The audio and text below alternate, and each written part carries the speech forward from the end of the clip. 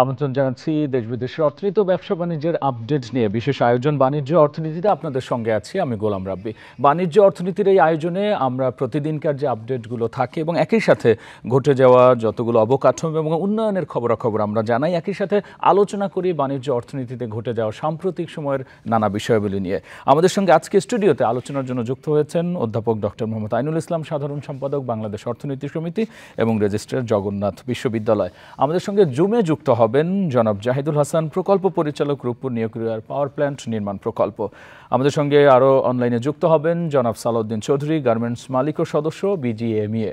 আমরা প্রতিবারের মতো এই বাণিজ্য অর্থনীতির আয়োজনে আমাদের স্টুডিওতে থাকা অতিথি জনাব মোহাম্মদ আইনুল ইসলাম স্যারের কাছে যেতে চাই।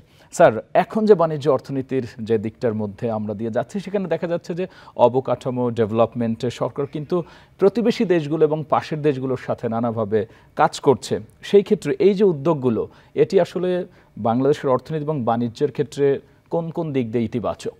আমাদের প্রতিবেশী দেশের সঙ্গে কিন্তু কস্ট বেনিফিট অ্যানালাইসিস যদি করা হয়, সেখানে বিভিন্ন দিক বিবেচনা করে যেটা সুবিধাটা বেশি থাকে সাধারণত, সেখানে বাংলাদেশের সঙ্গে ইন্ডিয়া বা সিরিয়া, চায়না বা আরও যারা আছে তাদের সঙ্গে সম্পর্কর মাধ্যমে যদি অর্থনৈতিক সংযোগটা ঘটানো যায়, উন্নয়নের সংযোগটা ঘটানো যায়, তাহলে তো অবশ্যই অর্থনীতির জন্য ভালো। তবে যে অবস্থায় আমরা এই আলোচনাটা করেছি, বাংলাদেশ তো একটা সংকটের এবং অনিশ্চয়তার মধ্যে দিয়ে যাচ্ছে, সেখানে আমাদের সবচেয়ে বড় সমস্যা হচ্ছে যে আমাদের রিজার্ভের সমস্যা। আমরা যদি বিনিয়োগ বাড়াতে পারি তাহলে কিন্তু আমাদের এই সংকটটা আস্তে আস্তে কাটিয়ে উঠবে। তো সে জায়গায় চায়নার সঙ্গে দেখুন, আপনার একটা যদি পরিসংখ্যান মনে থাকে যে 2008 পর্যন্ত কিন্তু আমাদের জাপান এবং যুক্তরাষ্ট্রের সঙ্গে আমাদের বিশেষ করে সম্পর্কটা বা ঋণের বিনিয়োগের ক্ষেত্রে তারা ছিল মানে উপরের দিকে। এই শেখ হাসিনা, বঙ্গবন্ধু কন্যা শেখ হাসিনা প্রধানমন্ত্রী হওয়ার পর 2009 সাল থেকে এটি কিন্তু দৃশ্যপটটা পাল্টে যায় এবং চায়না কিন্তু একটা আমাদের একেবারে অন্যতম সহযোগী, উন্নয়ন সহযোগী হয় এবং অফিসিয়ালি হচ্ছে যে প্রায় $7 বিলিয়ন কিন্তু ঋণ তাদের এখনও আছে। একই সঙ্গে এই বিভিন্ন কোম্পানির তারা কিন্তু বিভিন্ন নির্মাণ কাজ করে প্রায় $23 বিলিয়ন কাজ করছে।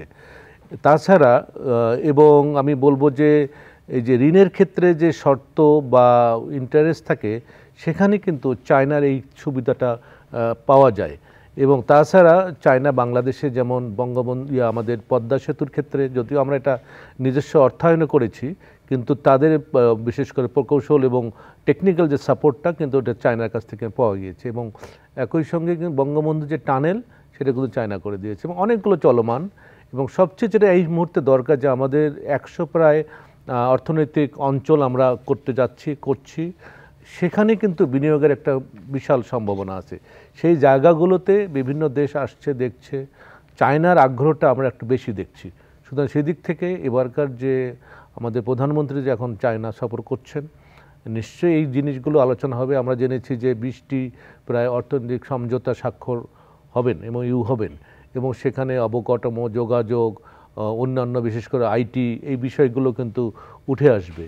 এবং সবচেয়ে বড় যেটা আপনাদের আলোচনা হয়তো আসবে, যে তিস্তা প্রকল্প নিয়ে একটা আলোচনায় আসতে পারে, যদিও যতটুকু জানি এজেন্ডায় না থাকলেও আলোচনাটা আসাটা খুবই স্বাভাবিক। সেখানেও আমরা কিছু ওখান থেকেও কিছু বেনিফিট বা কোনো দেশের মানুষ অনেক বেশি তাকিয়ে আছে। সুতরাং বিশেষ করে নর্থ বেঙ্গল ওই অঞ্চলে যে জনগোষ্ঠী, তারা কিন্তু দীর্ঘদিনের একটা প্রত্যাশা যে এই প্রকল্প যদি, এই মেগা প্রকল্প যদি বাস্তবায়নে যায় সরকার, তাহলে তাদের সেক্ষেত্রে স্যার এই বিষয়গুলো নিয়ে আমরা আবার আলোচনায় আসবো। আমাদের এই চীনা রিলেটেড, অর্থাৎ চীনে কোম্পানিগুলো বাংলাদেশে ব্যবসা এবং বিনিয়োগের আগ্রহী হচ্ছে, সেই রিলেটেড একটি আপডেট আছে, আমরা সেটি একটু জানিয়ে দেই। বাংলাদেশে ব্যবসা ও বিনিয়োগের সুযোগ খুঁজছে চীনের নানা কোম্পানি, এবং সেক্ষেত্রে চীনের অনেক কোম্পানি বাংলাদেশে ব্যবসার বিনিয়োগের সুযোগ খুঁজছে বলে জানিয়েছেন China textile industrial corporation for foreign economic and technical কর্পোরেশনের ব্যবস্থাপনা পরিচালক হুয়ান লিন শেং। এ সময় তিনি বলেছেন, বাংলাদেশের বিভিন্ন পোশাক কারখানা পরিদর্শনকালে কর্মপরিবেশের উল্লেখযোগ্য যে উন্নতি দেখতে পেয়েছেন, তাতে তিনি তার আনন্দ এবং উচ্ছ্বাস প্রকাশ করেছেন। এখানকার শ্রমিকদের কাজের প্রতি ইতিবাচক দৃষ্টিভঙ্গিও তিনি দেখিয়েছেন। একই সাথে তিনি আরও বলেছেন যে অনেক চীনা কোম্পানি বাংলাদেশে ব্যবসা ও বিনিয়োগের সুযোগ খুঁজছে। তৈরি পোশাক শিল্প মালিকদের সংগঠন বিজিএমইএ এর সভাপতি এস.এম. মান্নান সহ সংগঠনটির নেতাদের সঙ্গে তিনি বৈঠকও করেছেন। একই সাথে তিনি বলেছেন যে আমরা চীনা কোম্পানিগুলোর সঙ্গে আমাদের বাংলাদেশে এই যে সফরের যে ইতিবাচক অভিজ্ঞতা সেগুলো কিন্তু তারা আসলে আরও বেশি শেয়ার করতে চান, এবং এই ক্ষেত্রে বাংলাদেশে যে চীনা কোম্পানিগুলো কিভাবে আরও প্রবেশ করতে পারে সেগুলো নিয়ে আলোচনা হয়েছে। বিনিয়োগের বিভিন্ন সুযোগ সুবিধা নিয়ে চীনা কোম্পানিগুলোকে এই দেশে ব্যবসায়িক সম্ভাবনা অন্বেষণে উৎসাহিত করবে। বৈঠকে পোশাক ও বস্ত্র খাতে টেকসই প্রবৃদ্ধি সহজ করতে সম্ভাব্য যৌথ উদ্যোগ, পারস্পরিক যে বিনিয়োগের যে ব্যবস্থাপনা সেটিতে জোর দেয়া, বিশেষ করে বস্ত্র তৈরি পোশাক খাতে বাংলাদেশ ও চীনের মধ্যে বিনিয়োগের সুযোগ অন্বেষণ, কৌশলগত অংশীদারিত্ব, ব্যবসার দিগন্ত সম্প্রসারণ নিয়েও এই বৈঠকগুলোতে আলোচনা হয়। একই সাথে তারা বলেছেন এতে উভয় দেশই লাভবান হবে এবং বিশেষ করে বাংলাদেশের তৈরি পোশাক খাতের সংযোগ শিল্পে চীনা বিনিয়োগ সহায়ক হবে। জ্ঞান ও প্রযুক্তিগত দক্ষতা বিনিময়ের মাধ্যমে সক্ষমতা বৃদ্ধিতে চীনের সহায়তা তারা আরও প্রত্যাশা করেছেন। আমরা আবারও যেতে চাই অধ্যাপক ডক্টর মোহাম্মদ আইনুল ইসলাম স্যারের কাছে। স্যার, এই যে দেখছিলেন যে আমরা আলোচনা করছিলাম যে চীনের অনেকগুলো কোম্পানি কিন্তু বাংলাদেশে যে পোশাক খাতের যে কারখানাগুলো আছে তাদের যে কর্মপরিবেশ এবং তাদের যে ডেভেলপমেন্ট সেটিতে তারা সন্তোষ প্রকাশ করে এখানে তারা বিনিয়োগের জায়গা আরও বাড়ানোর কথা বলছে। অবশ্যই এটির একটি ভালো খবর এবং বাংলাদেশ কিন্তু এই যে পোশাক শিল্প আমাদের 84% কিন্তু আমাদের আরএমজি থেকে আমাদের এখন ফরেন যে আমরা যে কারেন্সিটা পাচ্ছি অর্থাৎ এক্সপোর্ট থেকে সেটি কিন্তু মানে পুরো অংশটাই দখল করে আছে আরএমজি। সেখানে যেসব প্রতিষ্ঠান কোম্পানি এই আরএমজির সঙ্গে জড়িত তাদের বিভিন্ন কারণে সরকারি চাপে বলবো আমি বাইরের চাপেই তারা তাদের কর্মপরিবেশটাকে কিন্তু আস্তে আস্তে উন্নয়ন করেছে, যার সুফল যেটা বিদেশিদের তো আমরা চাপিয়ে দেব না। চায়না যে এখন বলছি তারা কর্মপরিবেশটা তারা বেটার দেখতে পাচ্ছে, সুতরাং এটার জন্য আমাদের জন্য একটা ভালো খবর। শুধুমাত্র দেশের জন্য হচ্ছে যে বাংলাদেশে গ্রিন ফ্যাক্টরির দিক দিয়ে কিন্তু বাংলাদেশ অনেক বিশ্বের যে দেশগুলো আমাদের প্রতিযোগী তাদের তো অনেক এগিয়ে আছে এবং বাংলাদেশের যেটা আমার মনে হয় যে শর্তগুলো প্রয়োগ করা হচ্ছে সেটা কিন্তু খুব সঠিকভাবে কিন্তু সেগুলো ফলো করা হচ্ছে। এই কারণে কিন্তু আমি মনে করি যে ট্রেমেন্ডাসভাবে কিন্তু আমাদের কর্মপরিবেশের উন্নতি হয়েছে, কারণ তা না হলে বিশেষ করে ইউরোপে আমেরিকায় কিন্তু আপনি আরএমজি এক্সপোর্ট করতে পারবেন না যদি আপনার কর্মপরিবেশ বা কিছু শর্ত থাকে তাদের। সেই জায়গাগুলোতে বাংলাদেশ কিন্তু অনেক উন্নতি করেছে এবং যেটা চায়না যে টিম এসে ভিজিট করে গেল তারাও কিন্তু এটা বলছে। এটা আমাদের জন্য ভালো খবর এবং এটি একটি ভালো মেসেজ বিশ্ব অর্থনীতিতে চলে যাবে।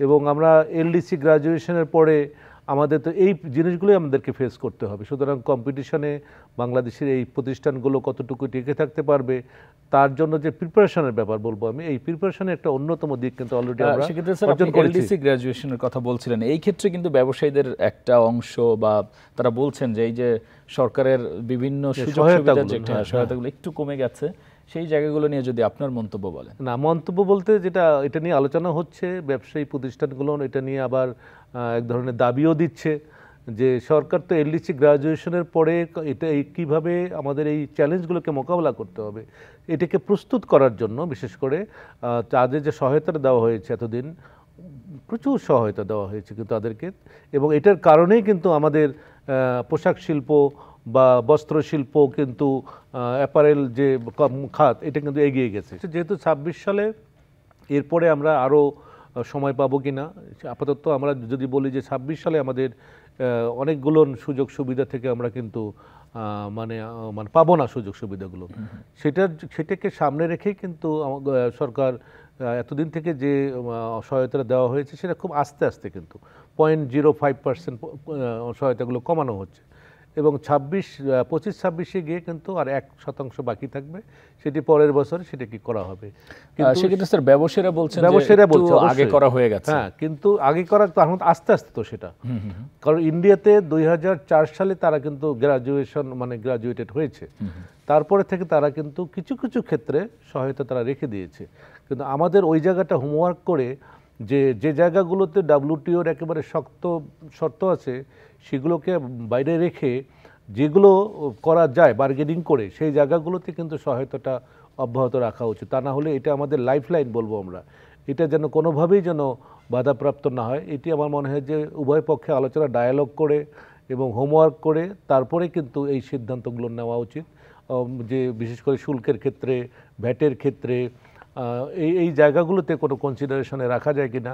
তা না হলে কিন্তু ব্যবসা প্রতিষ্ঠান যার স্টেক হোল্ডার, আমি সবসময় একটা কথা বলি যে স্টেক হোল্ডারদের সঙ্গে সবসময় ডায়ালগ করে একটা সিদ্ধান্তে আসা উচিত। কাউকে ওই বক্সের বাইরে রেখে কিন্তু যদি সিদ্ধান্ত নেওয়া হয় তাহলে তাদের কাছে কিন্তু ভিন্ন মেসেজ চলে যায়। সে কারণে আমি সেক্ষেত্রে স্যার এই বিষয়গুলো নিয়ে আমরা আরো কথা বলবো। আমরা বলছিলাম যে আমরা যুক্ত হব বিজিএমই এর সঙ্গে, যে চীনা কোম্পানিগুলোর বৈঠক, সেই বিষয়ের অগ্রগতি এবং আপডেট নিয়ে আমাদের সঙ্গে যুক্ত হয়েছেন জনাব সালাউদ্দিন চৌধুরী, গার্মেন্টস মালিক ও সদস্য বিজিএমইএ।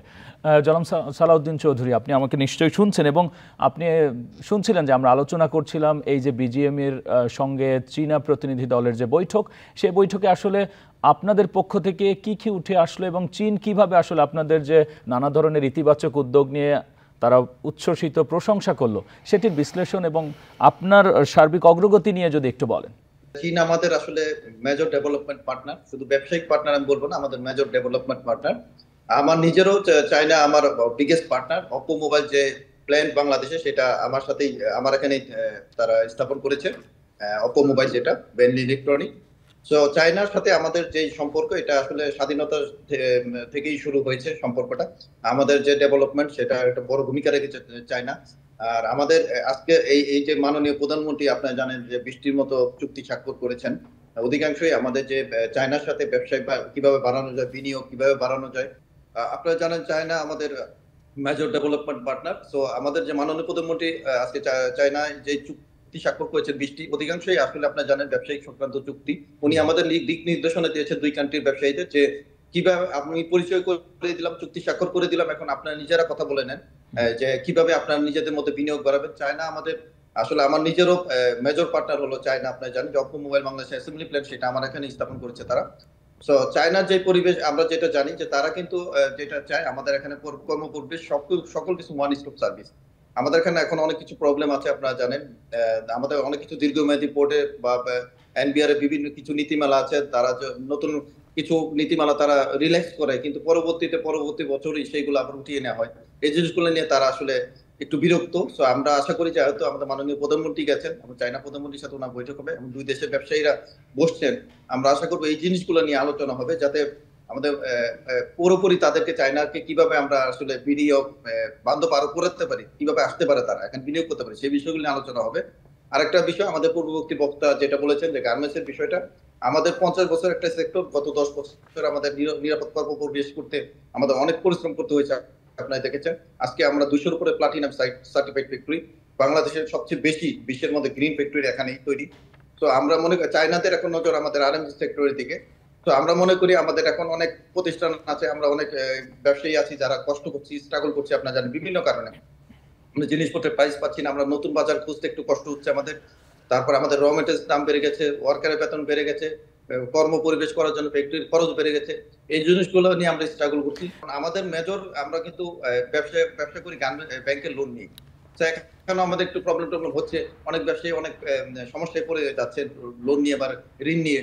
তো আমরা মনে করি যে এটা একটা পারফেক্ট সময়, আমরা যদি তাদের উদ্বুদ্ধ করতে পারি চায়না ব্যবসায়ীদের যে আপনারা বাংলাদেশে আসেন, আমাদের গার্মেন্টস সেক্টর এখন নিরাপদ, এখানে আমাদের সাথে বিনিয়োগ করেন, তাহলে আমরা মনে করি যে আমাদের যে আরএমজি সেক্টর যে ভবিষ্যৎ বলা হচ্ছে, ভবিষ্যতে সেটা আরো বেশি উজ্জ্বল হবে, সেটা আমাদের ডেভেলপমেন্টে অংশগ্রহণ করবে।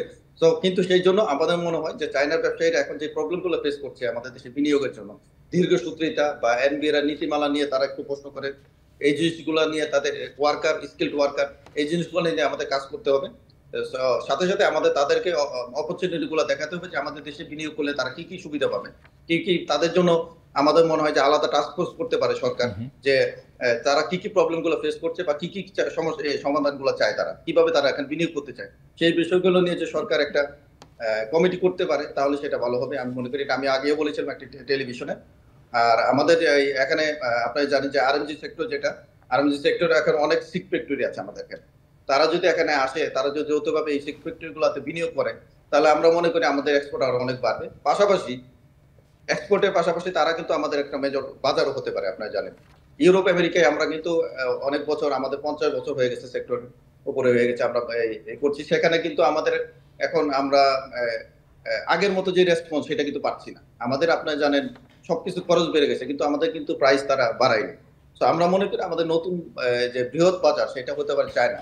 সেক্ষেত্রে আমাদের চায়নাতে আনতে গেলে কি কি করতে হবে সেই বিষয়গুলো নিয়ে আমরা আশা করি যে আমাদের ব্যবসায়ী প্রতিনিধি ওখানে আছেন, ওখানকার ব্যবসায়ীরা আছেন, মাননীয় প্রধানমন্ত্রীর উপস্থিতিতে তারা কথা বলে সেই সমস্যাগুলো তারা দূর করবেন, সেই যেই চিন্তা ভাবনাগুলো তারা এখানে অ্যাড করবেন যাতে বড় ব্যবসায়ীগুলো আসেন আমাদের দেশে বিনিয়োগ করেন।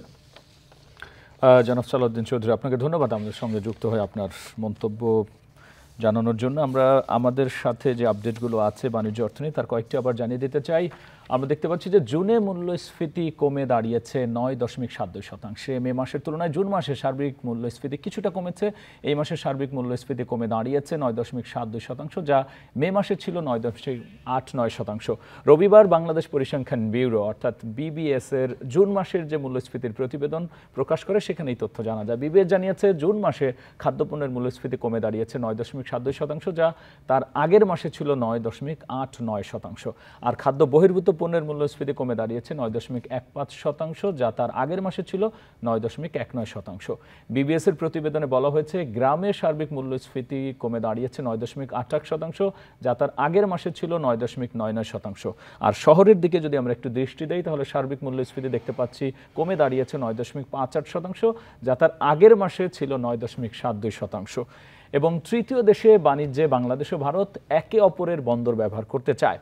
পরস্পরের বন্দর ব্যবহার করে তৃতীয় দেশে পণ্য আমদানি করতে চায় বাংলাদেশ ও ভারত। এজন্য ভারতের কয়েকটি বন্দর পরিদর্শন ও বন্দরগুলোর সংশ্লিষ্ট কর্তৃপক্ষের সঙ্গে মতবিনিময় করতে বাংলাদেশের 16 সদস্যের একটি প্রতিনিধি দল 6 জুলাই ভারতের উদ্দেশ্যে ঢাকা ছেড়েছে।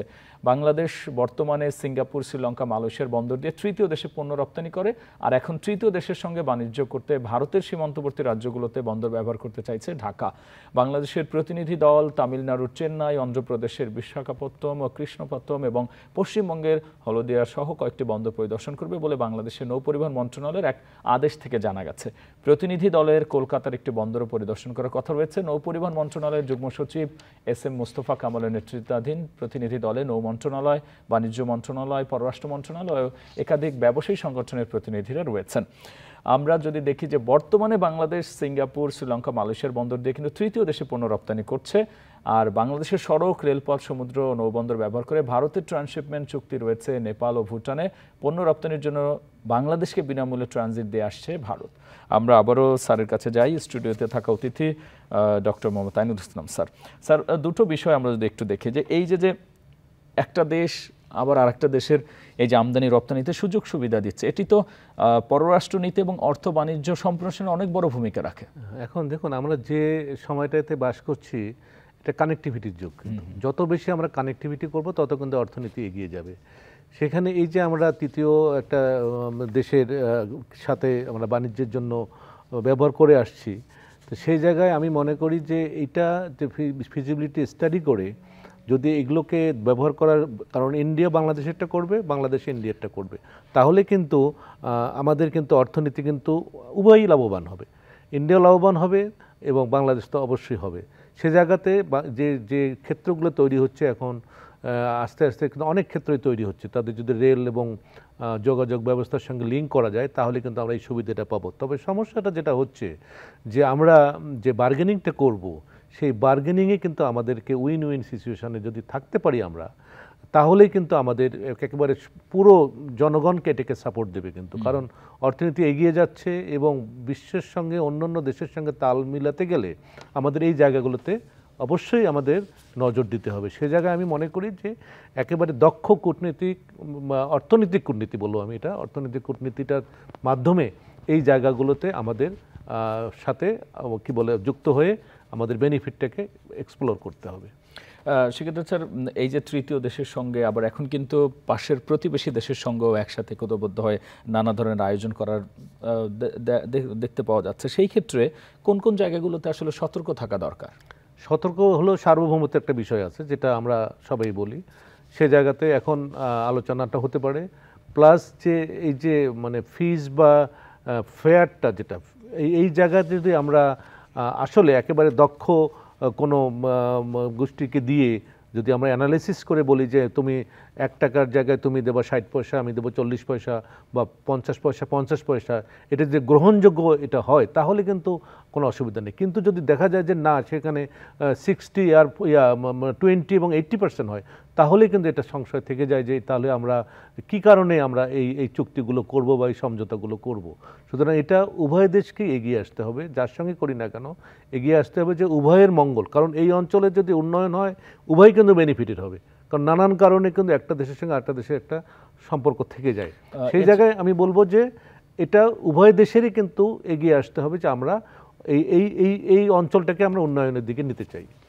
পাশাপাশি স্যার আমরা দেখছিলাম যে এই যে সর্বশেষ যে সপ্তাহে পরিসংখ্যান ব্যুরোর যে মূল্যস্ফীতির কমে যাওয়ার যে জায়গাটা, গ্রাম এবং শহর দুই জায়গায় আমরা দেখতে পাচ্ছি ইতিবাচক দিক। খুব একটা বেশি না, কারণ আপনি বলছেন 9.89 থেকে 9.7 এখন 2 এসছে। এই তো এটা এটা এটা যদি আমরা এটা দেখি যে আগামী মাসে, তারপরে মাসে, আগামী মাসে কমানোর কথা, যেহেতু টিসিবি থেকে শুরু করে এই প্রোগ্রামগুলো আবার চালু হয়েছে এবং মানুষ কিন্তু বেশ সাড়া, মানুষের মধ্যে সাড়া পেয়েছে আর কি। সেই জায়গাগুলোতে হলে এটা আরও কমবে। কিন্তু আমার আরেকটি সংশয়ের জায়গা যে মানুষ এই দ্রব্যমূল্য, বিশেষ করে এই মূল্যস্ফীতির কারণে তারা কি ভোগটা কমালো কিনা, তারা কম খরচ করছে কিনা, এবং সেই জায়গাগুলোতেই কিন্তু আমার কাছে মনে হচ্ছে যে এই কারণেও হতে পারে গ্রামেও কমে গেছে। কিন্তু স্যার বলছেন যে আসলে সার্বিক ব্যবস্থাপনার কারণে যদি পরিবেশের সামগ্রিক ব্যবস্থাপনায় প্রভাব পড়ে সেটা ইতিবাচক হবে। হ্যাঁ, সেটা হবে।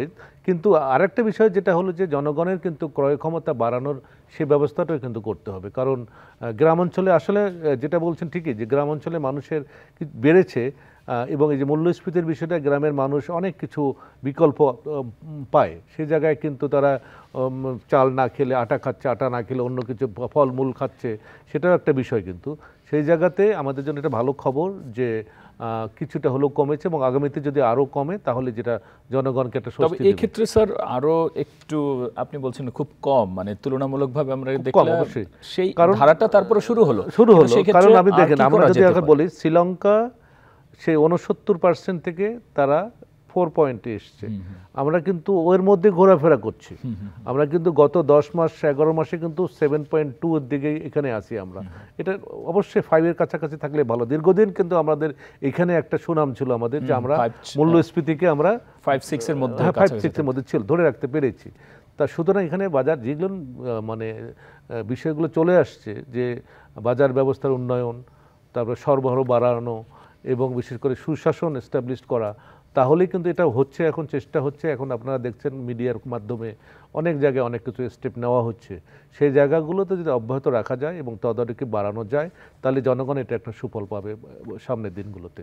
কারণ আমাদের কৃষি আবাদও ভালো হচ্ছে, কৃষকরা কিন্তু অনেক বিকল্প ফসল উৎপাদন করছে, ফলমূল উৎপাদন করছে। সেই জায়গাগুলোতে আমার মনে হয় যে সেই শক্তিশালী কৃষিকে সামনে রেখে আমরা কিন্তু খাদ্য, বিশেষ করে খাদ্য মূল্যস্ফীতিটা আমরা কমাতে পারবো। পাশাপাশি স্যার আপনি বলছিলেন, আপনি কিন্তু প্রায়ই দেখা যায় যে নানা সময় আমরা সোশ্যাল মিডিয়া এবং অন্যান্য জায়গায় আলোচনায় দেখতে পাই যে আপনি খুব বেশি আশপাশের যে এলাকা সেগুলো ঘোরাঘুরি করেন, নিজের এলাকায়ও যান। সেক্ষেত্রে গ্রাম এবং শহরের যে উন্নয়নের যে ফারাকটা অনেকটা কমে এসেছে না? আমি তো মনে করি, আমি তো অনেক জায়গায় ঈদের আগে থেকে শুরু করে নির্বাচনের আগে থেকে বলবো, আমি অনেক জায়গায় ঘুরেছি এবং রাস্তাঘাটের যে অবস্থা দেখেছি, আমি নিজে মাঝে মাঝে আশ্চর্য হই যে বাংলাদেশ কি 10 বছর আগে কোথায় ছিল। তারপরে জনগণের মধ্যে অনেক স্বতঃস্ফূর্ত কাজ করার, তবে ওই যে যেটা জিনিস বললাম না, যে মূল্যস্ফীতিটার কারণে মানুষের একটা জায়গায় হতাশার জায়গা। কিন্তু এই যে প্রোগ্রামগুলো চালু আছে এখন, বিশেষ করে যে বেকার বয়স্ক ভাতা, মুক্তিযোদ্ধা ভাতা, প্রতিবন্ধী ভাতা, এটা সবসময় কিন্তু কেউ বাদ নেই, কিন্তু কোনো না কোনো ভাতার সঙ্গে যুক্ত হয়ে গেছে। সমাজের যে নিম্ন শ্রেণী যারা আছে তারা কিন্তু যুক্ত হয়ে গেছে। তাদের ওই রকম হুতাশ বা হতাশা কিন্তু এখন নাই। প্লাস যারা একেবারে সবজি উৎপাদন করছে, তারা কিন্তু বাজারে গিয়ে সেই সবজিটা কিন্তু মূল্য পাচ্ছে। যোগাযোগ ব্যবস্থার কারণে তারা কিন্তু মানে একটু দাম যেখানে পায়, এবং অনেক এখন আছে যে মিডলম্যান, তারা কিন্তু গ্রামে গিয়ে, যেমন লটকনের কথা বলছিল কিছুক্ষণ আগে, যে আমাদের অঞ্চলে কি লটকন হয়, এবং এটা কিন্তু ঢাকা আসতেছে এবং দেশের বাইরেও চলে যাচ্ছে। তারপরে এই যে হাড়িভাঙা আম, এটা আমাদের এই অঞ্চলে, এবং এটা আমি একটা বাজারে দেখলাম যে প্রচুর বিশেষ করে গ্রোয়ার্স আসছে আম নিয়ে, তারা এই প্যাকেট করছে, কোরিয়ারে পাঠাচ্ছে, নানান ধরনের কর্মকাণ্ড কিন্তু তারা কর্মযজ্ঞের মধ্যে চলে গেছে। এখানে কিন্তু ইনকামটা হচ্ছে, একজন ভ্যানওয়ালার ইনকাম হচ্ছে, একজন কার্টুনওয়ালা ইনকাম করছে, যে এবার ট্রান্সফার করছে তাদের হচ্ছে। সব কিছু মিলে আস্তে আস্তে গ্রাম কিন্তু আগের গ্রামের জায়গায় কিন্তু নেই। সুতরাং যোগাযোগ থেকে শুরু করে এবং ব্যবসা বাণিজ্যের যথেষ্ট প্রসার ঘটেছে। সেক্ষেত্রে আমরা আরও কয়েকটা আমাদের যে বাণিজ্য অর্থনীতির আপডেট রয়েছে সেগুলো আমরা জানিয়ে দিতে চাই। আমরা দেখতে পাচ্ছি যে রূপপুর পাওয়ার প্ল্যান্ট যেটি রয়েছে, অর্থাৎ প্ল্যান্টের জন্য রাশিয়াকে $15 মিলিয়ন সমমূল্যের টাকা কিন্তু এরই মধ্যে পরিশোধ করেছে বাংলাদেশ। ইউক্রেনের সঙ্গে চলমান বিরোধের কারণে রুশ ব্যাংকগুলোর উপরে পশ্চিমা নিষেধাজ্ঞা আরোপ করা হয়েছিল এবং সেক্ষেত্রে ডলারের পরিবর্তে একই পরিমাণ অর্থ টাকায় প্রদান করা হয়। গত 2.5 বছর ধরে পশ্চিমা নিষেধাজ্ঞার কারণে ডলারের পেমেন্ট আটকে যাওয়ায় রূপপুর পারমাণবিক বিদ্যুৎ কেন্দ্রের জন্য রাশিয়াকে $15 মিলিয়ন সমপরিমাণ অর্থ টাকার মাধ্যমে প্রদান করেছে বাংলাদেশ। সম্প্রতি এই অর্থ দেওয়া হয়েছে বলে বিষয়টির সঙ্গে সংশ্লিষ্ট কর্মকর্তারা 3 জুলাই বুধবার গণমাধ্যমে এটি নিশ্চিত করেছেন এবং ইউক্রেনের সঙ্গে চলমান বিরোধের কারণে রুশ ব্যাংকগুলোর উপরে আন্তর্জাতিক নিষেধাজ্ঞা আরোপ হওয়ায় বিদ্যুৎ কেন্দ্রের জন্য অর্থ প্রদানের মাধ্যমে পরিবর্তন নিয়ে আসা জরুরি হয়ে পড়ে এবং রূপপুর প্রকল্প পরিচালক মোহাম্মদ জাহিদুল হাসান এই জন্য বলেছেন যে এই অর্থ স্থানীয় সাবকন্ট্রাক্টিংয়ের কার্যক্রমের জন্য ব্যবহার করা হবে এবং প্রকল্পের আওতায় 2টি 1200 মেগাওয়াট ইউনিট নির্মাণ করবে অ্যাস্ট্রোমো এবং যার মধ্যে এই ইউনিটের কাজ প্রায় শেষের দিকে এবং সংশ্লিষ্ট কর্মকর্তা জানিয়েছেন যে প্রকল্পের গতি ধরে রাখতে এই সিদ্ধান্তটি ছিল অত্যন্ত গুরুত্বপূর্ণ এবং বর্তমানে এর কাজ 78.14% সম্পন্ন হয়েছে।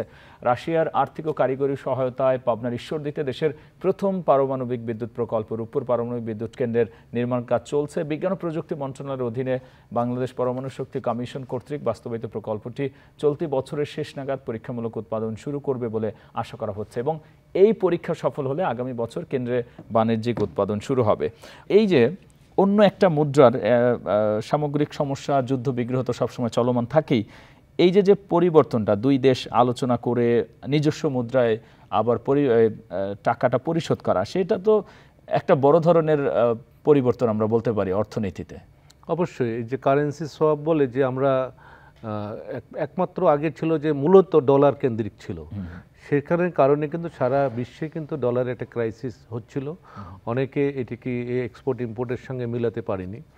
সে জায়গায় বাংলাদেশ কিন্তু এত দ্রুত যে এই ব্যবস্থাগুলো করতে পেরেছে, এটা আমার মনে হয় যে অত্যন্ত ভালো একটা দিক একটা। কারণ রাশিয়া বা ইন্ডিয়া, ইভেন চায়না, এদের সঙ্গে যে আমাদের যে ট্রানজ্যাকশনটা হয় এক্সপোর্ট ইম্পোর্ট সহ অন্যান্য, সে জায়গাগুলোতে যদি আমরা লোকাল কারেন্সি দিয়ে কিছুটা কাজ করতে পারি তাহলে কিন্তু এটা ইকোনমির জন্য ডলারের উপর চাপটা কিন্তু আমাদের অনেক কমে যাবে। তো সুতরাং এটা ভালো দিক এবং সেটি যে আমি আসলে যারা এটার সঙ্গে সংযুক্ত আছেন তাদেরকে ধন্যবাদই দিতে হচ্ছে যে এগুলোকে নেগোসিয়েশন করে একটা রেজাল্টের দিকে তারা নিয়ে এসছে। যে আমরা রুবেল তো আমরা পাবো কোথায়, ঠিক আছে, কিন্তু আমরা এই যে টাকার বিনিময়ে যে আমরা এটা ঋণটা শোধ করতে পারছি, এটা কিন্তু একটা বড় একটা অর্জন আমি মনে করি। সেক্ষেত্রে একটা সবচেয়ে যেটা আমাদের এক ধরনের অনিশ্চয়তা ছিল যে এই প্রকল্পগুলো যখন টাকা দিতে হবে, ঋণের যখন শোধ করতে হবে, তখন আমরা কিভাবে করব, কারণ ডলারের তো এরকম ট্রেমেন্ডাসলি ডলার কিন্তু আমাদের কমে গিয়েছে। সে জায়গায় একটা ভালো খবর যেটা রাশিয়ার সঙ্গে হয়েছে, চায়নার সাথেও কিছু কিছু কিন্তু আমরা করছি, ইন্ডিয়ার সাথে রুপির সাথে আমাদের করা হচ্ছে, এটি ভালো দিক।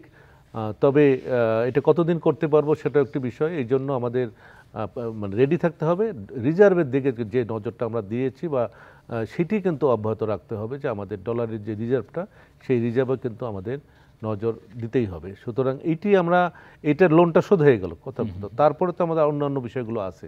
সে জায়গায় রাশিয়া যে এগিয়ে আসছে, কারণ তারা তো এখানে বলবো যে কি বলবো মানে ডিসাইডিং ফ্যাক্টর, কিন্তু তারা কিন্তু আমাদের এই প্রকল্পের বিষয়ে তারা কিন্তু রাজি হয়েছে এবং তাদেরকে যেটা আমি অ্যামাউন্টটা জানি না যে কত তাদের অলরেডি কিস্তি দেওয়া হয়েছে এই টাকাতে, এটা কিন্তু ভালো খবর। বাংলাদেশের $15 মিলিয়ন সমতুল্য টাকা দেওয়া হয়েছে, এটা কিন্তু বিশাল একটি খবর। এটা জানি না এটা ততটা মিডিয়াতে আসছে কিনা যে এটা দিতে পেরেছে, এবং দেখেন ভালো ভালো জিনিসগুলো নিয়ে ততটা আলোচনা আমরা অলরেডি আমাদের যিনি প্রকল্প পরিচালক যুক্ত হবেন বলেছিলেন তাকে আমরা পেয়েছি, আমরা তার কাছ থেকেও মন্তব্য শুনি এই বিষয়টি নিয়ে। আমরা আসলে কথা বলছিলাম যে রূপপুর প্ল্যান্টের জন্য রাশিয়াকে $15 মিলিয়ন সমপূর্ণের যে অর্থ সেটি টাকায় পরিশোধ করতে পেরেছে বাংলাদেশ, এবং এই বিষয়টি নিয়ে আমরা প্রকল্প পরিচালক জনাব জাহিদুল হাসানকে পেয়েছি এবং রূপপুর নিউক্লিয়ার পাওয়ার প্ল্যান্ট নির্মাণ প্রকল্পে তিনি যুক্ত আছেন। স্যার, একটু যদি এটি বিশ্লেষণ করেন যে আসলে এই যে বড় ধরনের একটা কারেন্সি সোয়াপ করে নিজস্ব মুদ্রায় যে পেমেন্টটা হলো সেটি কিভাবে সম্ভব হলো? আমাদের প্রকল্প চুক্তি অনুযায়ী শতকরা 90 ভাগ রাশিয়ান ফেডারেশনের যেটা লোন পার্ট, এবং দ্বিতীয় 10% হলো আমাদের অ্যাডভান্স পেমেন্ট। অ্যাডভান্স পেমেন্টের ক্ষেত্রে আমাদের প্রতি বছরে 4 কিস্তি করে টাকা প্রদান করতে হয়, এবং এটা প্রকল্প চলাকালীন সময়ে এই 10% টাকা সেগ্রিগেটেড অবস্থায় আছে। তো এই ক্ষেত্রে আমাদের যে অ্যাডভান্স পেমেন্টটা আমরা এই বছর যেটা সক্ষম হয়েছি তাদের সাথে একটা চুক্তি করতে, অর্থাৎ এডিশনাল এগ্রিমেন্ট। সেই এডিশনাল এগ্রিমেন্টের মাধ্যমে আমরা যে অ্যাডভান্স পেমেন্ট যে টাকাটা আছে, সেই অ্যাডভান্স পেমেন্টের টাকাটা আমরা ডলারের পরিবর্তে বাংলাদেশি টাকায় প্রদান করা। এবং এই এডিশনাল এগ্রিমেন্টের মাধ্যমে আমরা প্রথম 1 মাস পূর্বে আমরা প্রথম ভাবে আমরা যে টাকাটা 15 মিলিয়নের সমপরিমাণ টাকা তাদেরকে বাংলাদেশি টাকায় প্রদান করেছি। স্যার, সেক্ষেত্রে সামনে পরিকল্পনা কি তাদের অর্থ পরিষদে? আরেকটা হচ্ছে পুরো এই যে পাওয়ার প্ল্যান্ট, এটি নিয়ে অগ্রগতি নিয়ে যদি একটু বলেন। অগ্রগতি আমাদের রূপপুরে 2টো ইউনিট 1 এবং ইউনিট 2 1200 মেগাওয়াট করে কনস্ট্রাকশন চলমান। যে কার্যক্রম সেটা শতকরা 90 ভাগ সমাপ্ত হয়েছে, এবং বাকি 10 ভাগ start up and adjustment work. এই start up and adjustment work চলমান, এবং ইউনিট 1 এর জন্য যে ফুয়েল লোড করা হবে সেই ফুয়েল ইতিমধ্যে সাইটে উপস্থিত হয়েছে। এই ফুয়েল লোডের যে পর্যায়টা, এটাকে আমরা ফিজিক্যাল স্টার্টআপ বলি। সেই ফিজিক্যাল স্টার্টআপ এই বছরের ডিসেম্বর নাগাদ শুরু হবে, এবং আশা করি যে আমরা উইদিন শর্ট টাইম, অর্থাৎ শুরু করার পরে 1 মাসের ভিতরে আমরা ফুয়েল লোড সমাপ্ত করতে পারবো। হ্যাঁ স্যার, সেক্ষেত্রে এই যে আমরা বলছিলাম যে অগ্রগতি অনেকটাই এগিয়েছে, সেক্ষেত্রে এই যে যুদ্ধ বিগ্রহের কারণে ডলারে পেমেন্ট করাটা বাধাগ্রস্ত হলো, সেক্ষেত্রে নিজস্ব অর্থে পেমেন্ট করার একটা বড় ধরনের কার্যক্রম আপনারা সম্পূর্ণ করলেন। এটি আসলে সামনে যেভাবে আপনারা করবেন, এবং এই পেছনের কাজটি করতে আপনাদের কতটা বেগ পেতে হয়েছে এবং কিভাবে সম্ভব হলো? এটা অত্যন্ত কঠিন একটা কাজ।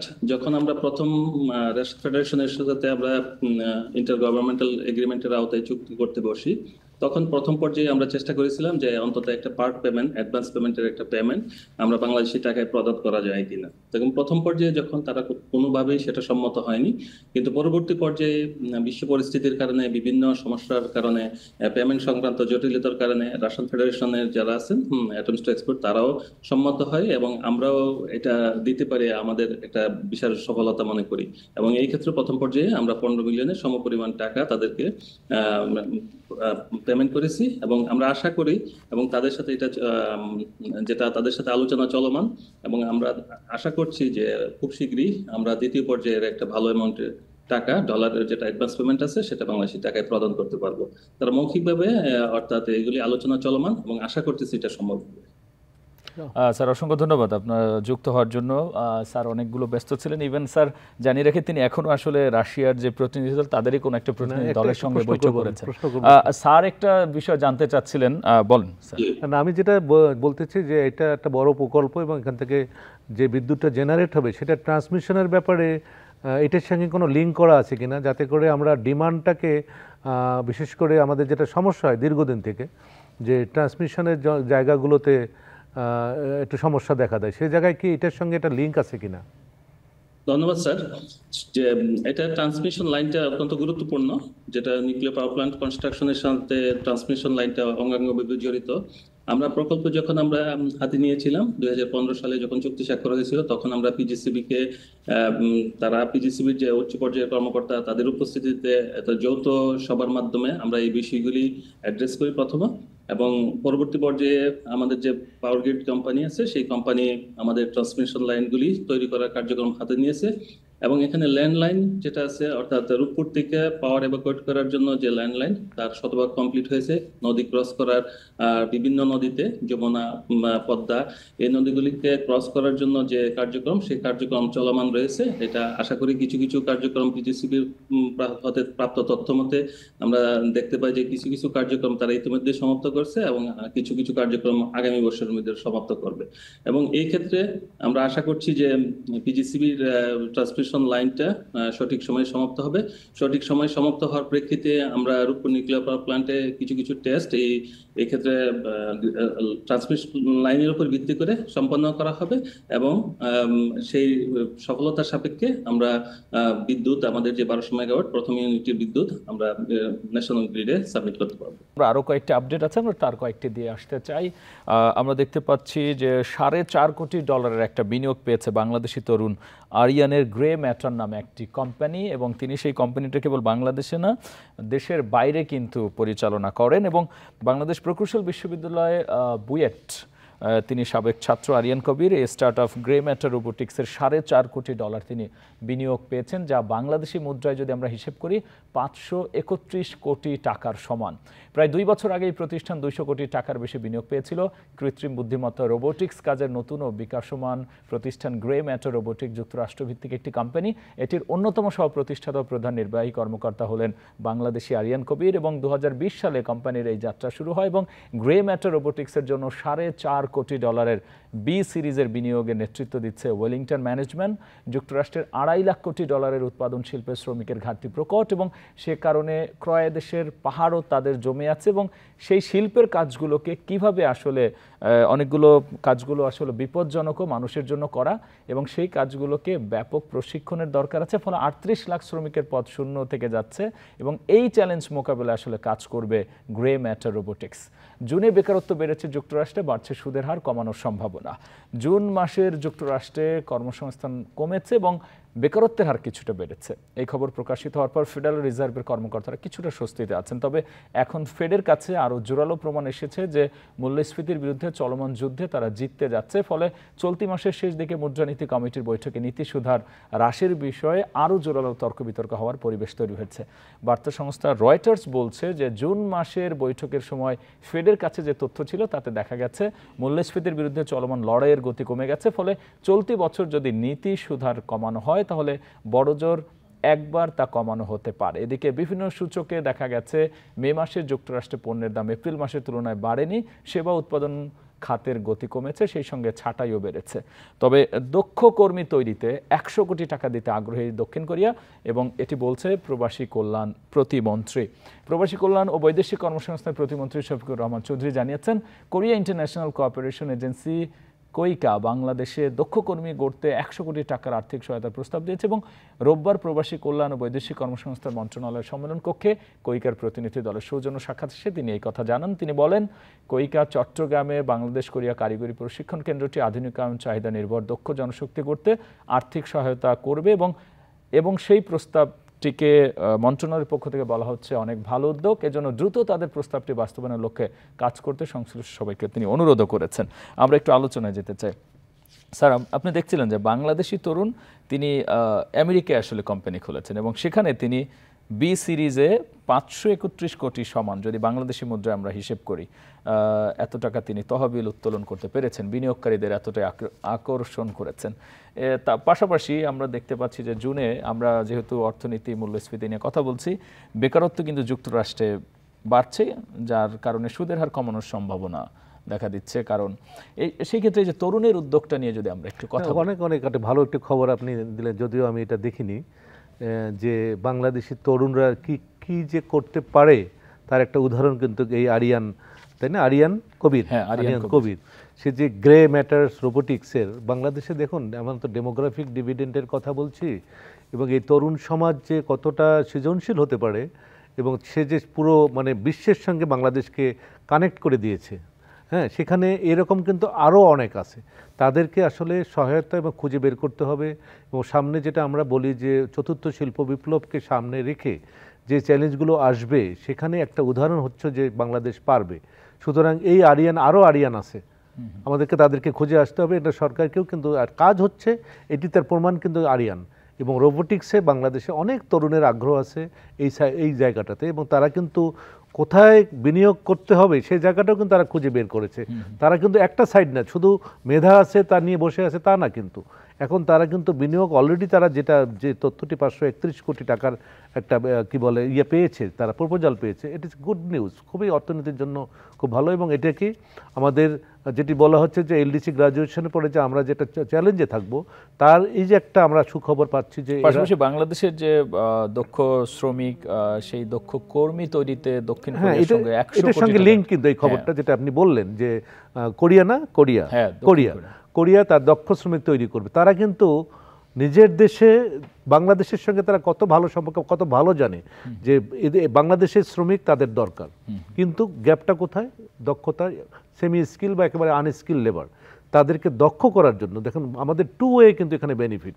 আমরা দক্ষ শ্রমিককে করার একটা সহযোগিতা পাচ্ছি, আবার তারা কিন্তু এই শ্রমিকদেরকে শুধু কোরিয়া না, কোরিয়ার রিলেটেড যারা আছে ইভেন জাপান পর্যন্ত কিন্তু আমরা এই কর্মী এই শ্রমিকদেরকে বা যারা দক্ষ শ্রমিক হবে তাদেরকে আমরা কিন্তু এক্সপোর্ট করতে পারবো। সেখান থেকে বড় অঙ্কের কিন্তু আমরা রেমিটেন্স পাবো। সেখানেও একটা আমি ভালো খবর, পাশাপাশি একদিকে আমরা আরিয়ানের খবরটা পাচ্ছি, আরেকদিকে কোরিয়ার যে প্রস্তাবটা 100 কোটি টাকার যে প্রস্তাবটা, এটা যদি দক্ষ শ্রমিক তৈরি করে তাহলে এটা আমাদের জন্য এবং অত্যন্ত ভালো এক্ষেত্রে খবর। দেখা যাবে যে ট্রেনিং যারা দিবেন সেই ম্যানুয়াল থেকে শুরু করে অবকাঠামো ডেভেলপ হবে, একই সাথে আবার সেই শ্রমিক যখন বাইরে যাবে রেমিটেন্সের ক্ষেত্রে বড় ধরনের এটা হলো ফার্স্ট স্টেপ, হচ্ছে যে এখানে যে বিনিয়োগটা হবে এখানে অবকাঠামো হবে, কিছু নিয়োগ হবে, তারপরে কিছু আইটেমের ডিমান্ড বাড়বে, সব কিছু মিলে, এবং যারা নতুন এক্সপার্টও তৈরি হবে, যারা প্রশিক্ষণ দেবে ওখান থেকেও আসবে, এই দেশ থেকেও কিন্তু প্রশিক্ষক কিন্তু তৈরি হয়ে যাবে। সেটা আরেকটা দিক। আরেকটা হলো যে